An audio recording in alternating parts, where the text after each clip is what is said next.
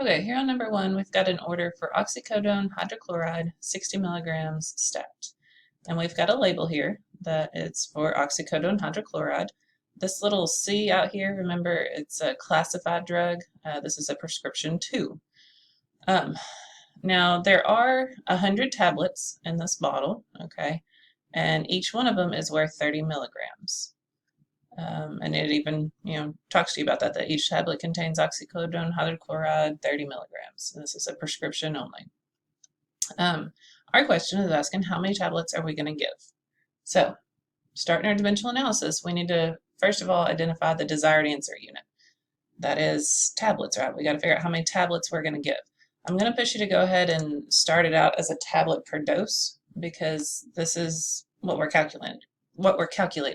We need to figure out when we walk into the room with these pills, how many tablets are we given for this specific dose, okay?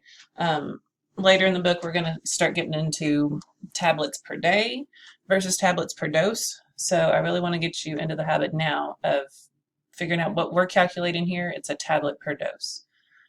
Okay, so that means our first fraction needs some tablets in it, right? And there's nothing in our order that says anything about tablets. But the label is where you're going to pick up your first fraction for that dimensional analysis. So we are getting from the label that there's 100 tablets in the bottle, and each one of them is worth 30 milligrams. Okay, so you got to kind of read between the lines here to form that first fraction. We need to be able to say that each one tablet has 30 milligrams of medication. Okay, so be sure and put the tablet on top. One tablet is going to be over 30 milligrams. Now, since that puts milligrams at the bottom, that means our next fraction needs to have milligrams at the top. So usually we can find that from our order, as long as the units are matching. Sometimes you might see that the label is in milligrams and that the order is in micrograms, which if that's the case, then you need a conversion factor. But ours match, okay? So we're just gonna pull in that 60 milligrams for our next fraction. Now, we do need it to be a fraction. So in the previous weeks, we were just dividing it by 1, okay? Again, I want to get you back into the habit of writing it as a per dose, okay? So our order was asking us to give this oxycodone hydrochloride 60 milligrams stat, okay? That do it once and only one dose type thing. So it's 60 milligrams per dose, okay? That's the way I want you to start lining these up. Now, check your units, okay? Our milligrams are going to cancel like they should, and we're left with tablet on top, dose on bottom. And that was our desired answer. So we know we have the right setup at this point.